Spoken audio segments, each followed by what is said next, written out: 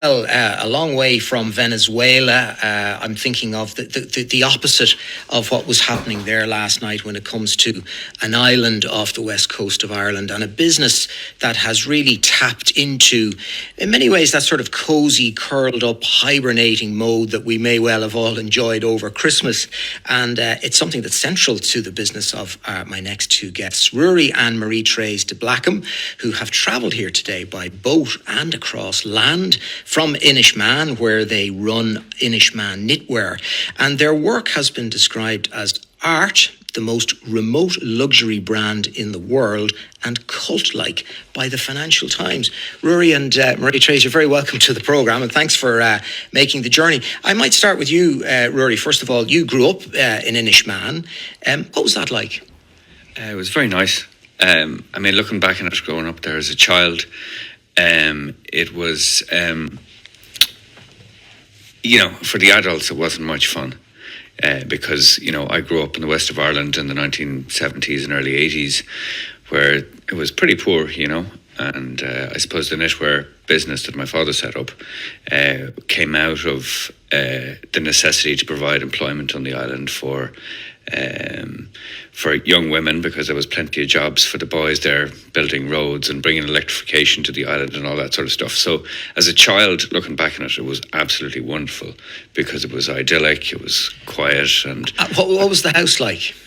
Our house is kind of different to most other houses in that, most other families on the island grew up in a house that was pretty much based in agrarian, there would have been farming and fishing and so on. And my father came from Dublin and he married my mother, and it was more, we didn't have land, we didn't farm. It was more about setting up industry and creating jobs that way.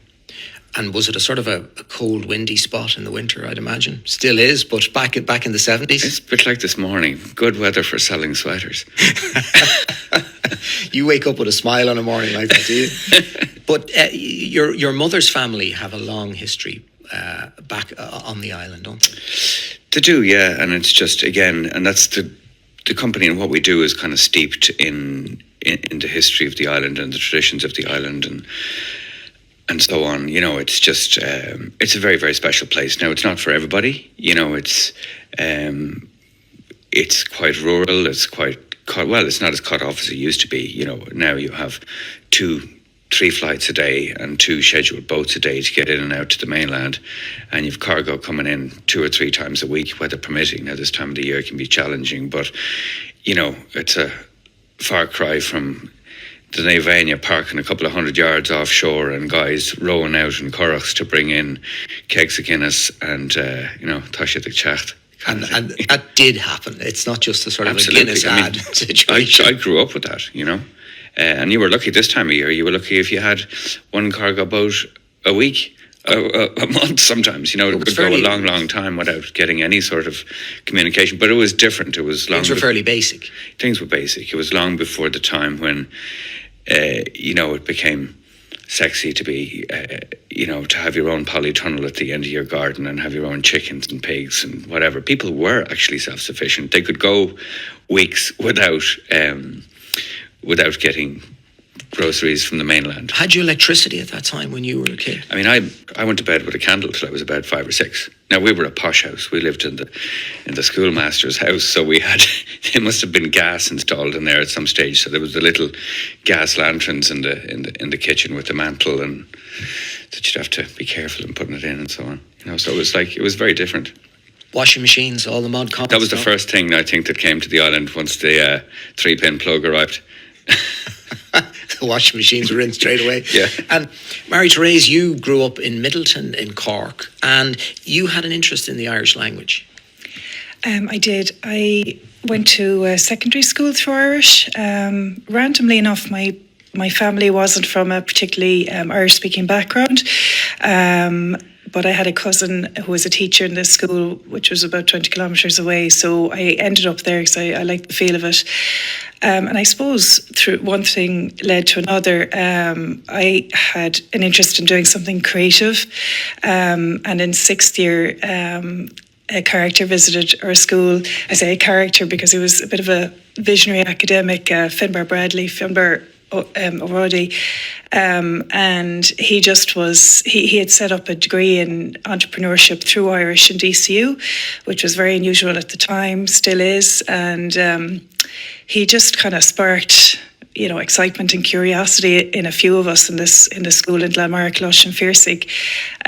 So thoughts of architecture and other things were sidelined, and off a few of us went to this following this character to Dublin. And it's interesting as you describe it, because a lot of people might have been interested in entrepreneurship, but the Irish part of it might have put them off if they didn't feel confident enough in their Irish. But it sounds the way you have it that the Irish aspect of it was the draw, and it was about entrepreneurship after that.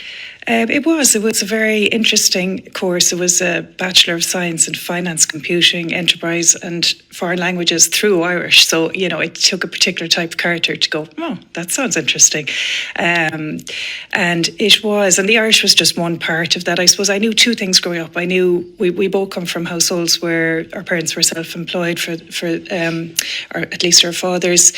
And so I knew I wanted to have my own business, and I knew I wanted to do something creative. So the degree in entrepreneurship ticked that, and I just kind of thought, okay, well, if I do this degree in entrepreneurship, I can add the creative part later on in some way. So where did you meet this fella then? In first year in that course in DCU. Love at first sight. Well, he was behind me, so I didn't see him till afterwards. But apparently, for him, I think, and then I turned around. Yeah. Was that your recollection, Rory? Yeah, I was. Yeah. Go along with that. Go along with that. But you did date for a while, and then you drifted apart and reconnected again. Yeah, well, Rory was a chef before he came into that course as a mature student, and he basically continued to chef full time in Dublin. I think it was, in his case, it was a bit of FOMO 4 years after leaving school, already with a good career behind him, and knowing he wanted to have his own business also, a restaurant, thinking, okay, well, let me do this entrepreneurship course to see what I'm missing, to see are there skills there I need. So he did it, got his skills, and then there was a break then. And but we reconnected in fourth year, and so how did you find him when it came to reconnecting? Did you know where he was? I was doing my third year work placement in Paris, and we never had a fight as such. We just grew apart, I suppose. But I kind of thought, we never fought. You know, he's an interesting character, and I sent a postcard from Paris, and we were both moving around the world at that stage. I didn't know where he was living, but I knew he'd go home sometime. And in Inis Meáin, it's so small; it's like 180 people. Everybody's address is your name, Inis Meáin, Aran Islands, County Galway. So I just sent him a postcard from Paris, and the rest is history, I suppose. And you would have actually struck up together again, but it was long distance for a while, wasn't it? Yeah, well, I'd done 4 years university in Dublin, and being from Cork, a lot of my friends stayed in Cork for college, and I just felt I wanted to go back to Cork for a couple of years. So I went out to Inis Meáin the summer after fourth year, worked in the knitwear company for a summer just to see, I suppose, was this anything for the future, with Rory potentially in that location, and I said, okay, yeah, maybe. So went back to Cork, and then we did 6 years between Cork and Inis Meáin, which might not sound like much because they're both in Ireland, but I had a friend living next to the airport in Dublin, going out with a guy living next to the airport in Boston, and on a Friday bank holiday they could see each other quicker than we could, Cork to Inis Meáin. So it was quite a trek. So we did that for 6 years, and I suppose basically those 6 years, I worked hard. I travelled the world for work, for pleasure, scuba dived all over the place. I did all the stuff I knew I wouldn't get to do, having moved to Inis Meáin and starting a business there. Sure. Yeah. And Rory, that Irish language connection that you both shared, but in your case, you'd gone to school in Dublin where you would have been taught secondary school through English, although Irish was your first language. What was that like? It was a bit of a culture shock at the start. I suppose on the island when I was growing up, there was no secondary school at the time, so the only option was to go away to boarding school. and my father was from Dublin, and so most of my friends would have gone to Jarlath's in Tuam, or Mary's or somewhere in Galway, but it made more sense for me. Two of my mother's sisters lived in Dublin, and a couple of my father's brothers and sisters still lived there. So, and my grandmother still lived up the road. So it made more sense for me to come to Dublin. Was that a nice connection with home, going to see your grandmother up the road? It was, yeah. She lived up in Foster Avenue, and she had a big house with about an acre out the back of it. So I used to joke, I'd go up for the Sunday roast, but there was no such thing as a free lunch because you'd be given the lawnmower first. And what was it like going to school in Blackrock with a lot of English-speaking Dubliners and you, an Irish-speaking Islander? The funny thing was, the boarding school was kind of different. There was about 30 or 40 kids in every year. And there were people from all over the place. There was lad from Abu Dhabi in our class. There was guys, expats, like people whose parents wanted to send them back to Ireland for whatever. There was people from Cork even. People from all down the country. So the borders kind of stuck together, and we were all kind of fish out of water. So did you end up teaching them Irish? No? No, I didn't. No, the only time I came into play was coming up to. There was one of the lads who never grew up with Irish because he was from. He grew up in Yemen or somewhere, and he had to get this Irish essay done for the Leaving Cert. And he said to me, Rory, he paid me a few bob, and he says, "Will you just write me a one-size-fits-all Irish essay that no matter what the title that comes up is, I want 3 pages of gobbledygook that will actually get me over the line." So do you remember what it was? I can't remember what it was, but he wrote that. He wrote that one anyway, whatever it was. So he would have just learned it off by heart. Exactly. And off he went. And then you decided to do chefing, and you were interested in that whole area. Well, I suppose I fell into that by accident. I went away during transition year. I went away to Germany to learn German, and I fell because my father used to do a lot of business at the time in Germany, and Düsseldorf was at the time the capital of. It's moved to Berlin now, but it was the capital of the fashion. There was a trade show there which they used to do, and he had an agent there based in Düsseldorf, and he got me a job in this beautiful old brasserie on the Königsallee, which is the main drag in Düsseldorf. And I kind of just ran away with the circus, really. I just fell in love with the razzmatazz of working in a restaurant. And it was a big brasserie-style restaurant, and it was just for a 15-year-old going off to Germany on your own, kind of going, this is it. I didn't much fancy going back to school after that, but I was dragged back, kicking and screaming. And was it always in your head that you wanted to get back to Inis Meáin? And you had the idea of doing the Inis Meáin Suites, which was accommodation and restaurant. But was that a big long-term plan, or was it something that just... I suppose it was brewing over a while. And when I left school, I spent a couple of weeks down in Cork, in West Cork, with a guy called John Desmond. He's a little restaurant out in Hare Island. And I kind of was thinking, yeah, geez, I should maybe consider doing something on the island at home. And this was about, and then another 10 years passed. I've been away to Italy and so on and so forth. And I came back and I'd seen the agriturismo model that they do there on various levels. It can be on a very, very high level, or it can be, quite rudimentary if you want. But I thought that model would suit itself to not only the west of Ireland or an island, but rural Ireland. So I decided to kind of I was looking to do a restaurant in Dublin at the time, and we looked at a couple of places. But even then, in 98, 99, I remember looking at buildings because we wanted to own the bricks and mortar. Myself and another guy were looking at it, and it just didn't make sense. I mean, for the kind of money that I would spend in Dublin, I could build and own a place myself in the Aran Islands. And you decided to do it that way. Marie-Thérèse, do you remember, you mentioned about your first visit to the island. What was that like for you?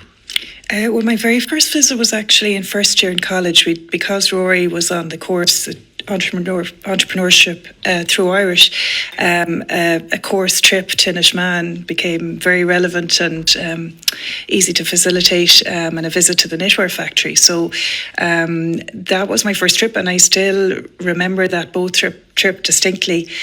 Just this feeling of, even though it's only a 45 minutes by ferry, it is the open sea, the Atlantic, and I distinctly remember that trip going, wow, this is not the mainland. This is a whole different ball game. And it really is, even though we have 3 planes and 2 boats most days of the week, in the last month there's been 5 days probably with no boats and planes, and it's the day you're meant to go into Galway for team Christmas lunch, and we all got stuck in Galway, you know. So it's very much, even though there's so many more conveniences. Sure, you struggled now. through it. Yeah, we struggled through it. And when you decided to move there and you were going to set up the restaurant and do everything, what was it like when you first arrived and say, "This is it now. This is home"? Yeah. Did you know many people there? It was tough. I kind of, as I said earlier, I was trying to get a lot of my living in before I moved to the Aran Islands. So I came off the back of a 4-month trip to South America, ending in our wedding in Brazil in December 2006. And very bad planning altogether. I moved to Inis Meáin in January 2007. I wouldn't recommend moving to the Aran Islands in January. After 4 months in After 4 months in that. Slight culture shock. So Rory was with me on the mainland, very romantically did our first domestic grocery shopping, went to the butchers, the fishmongers, had a little car full of lovely things, and we couldn't get to the island for 3 days. So, you know, that was a bit of a baptism by fire. But, you know, it was, to be honest, it was a shock. Even we are both very independent, and those 6 years of distance relationship, we only saw each other once a month and maybe 4 times a year in Inis Meáin. I was barely there at all, and anytime I'd go, might be a weekend. There was plenty of young people. I arrived in January, there was nobody. There was no woman 5 years either side of my age. So it was a kind of what have I done moment. But we opened the Inis Meáin restaurant and suites that July, and you know, we were very busy. We were building, we were planning, we were marketing, and so that helped. And then once the summer months rolled in and we opened the business, it took on its own world, its kind of main world. And that restaurant business, Ruairí, was 16 years you ran it for, and it was a fascinating kind of idea and a brave idea in terms of having a high quality restaurant on an island 30 miles off the west coast. And was it something that you were sorry to see go when you decided to end it? Yes and no. I suppose when I moved back to the island first, it took me a long time to get. I moved back in 2000, and it took 3 or 4 years to get planning permission for starters, and then jumping through hurdles, and I kind of fell into the family business. So I became a kind of a travelling salesman for my father in the couple of years where we were trying to get the thing off the ground, and then in and out involved in the knitwear business over the years that we were running the suites. And then our children came along, and it became obvious that we couldn't run a couple of businesses. And then COVID hit, and we were all kind of sitting around discussing the elephant in the room, and that's kind of when it went on to we kind of stepped into the knitwear business. What you've done with the knitwear business is really interesting, because you're out there in Inis Meáin. It's very much a high quality, high end product, an expensive product in many ways. A lot of cashmere, a lot of very high quality material stuff.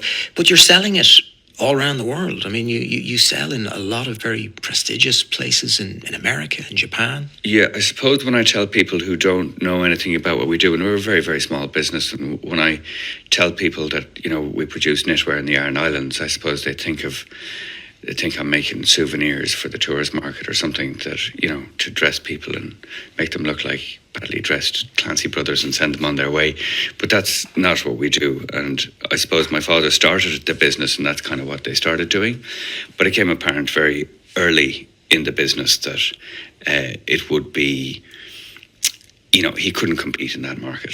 Had to kind of stack him high and sell him cheap kind of a thing. So it has always been, since the early 80s, an outward-looking company based in design and so on. So we invested quite early in a designer, in machinery, state-of-the-art machinery, and invested in going out into the world and finding those markets and building a brand that could command a price for a quality product that was made in the EU, made even more importantly, made in the Aran Islands, which has a heritage of knitting and so on. So to be able to say that, you see Italian brands kind of starting off from nowhere and making up a story, we have a story there to back it up. So from a sales point of view, that's kind of very interesting. And do you end up travelling a lot? And what's it like to run the business from the Aran Islands?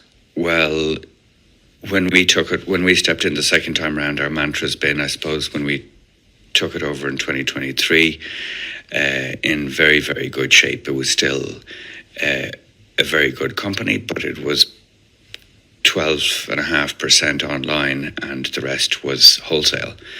And we were kind of going, this still involves an awful lot of trekking around the world selling to people, and that's not the kind of what we want to do. But we also had a look at that business, and it's kind of a business that's, you're selling to big boys. A lot of the small guys in that business area are getting chewed up because they can't, pay the rents on the high street anymore. So finding small boutiques that you used to sell to traditionally. So we decided, okay, we're going to flip this around from being a 12.5% retail company to a 12.5% wholesale company.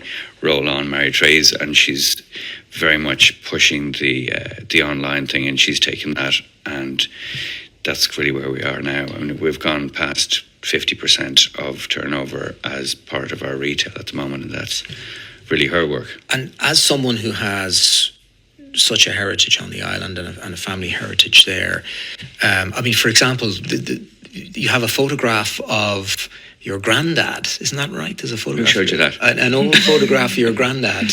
There is a photograph actually of, and I only found that out recently. There was an exhibition of John Millington Synge's photographs at the turn of the last century, like 1900, say, on the beach over in Inis Meáin. There's a picture of this man and a woman with a couple of kids walking down the beach.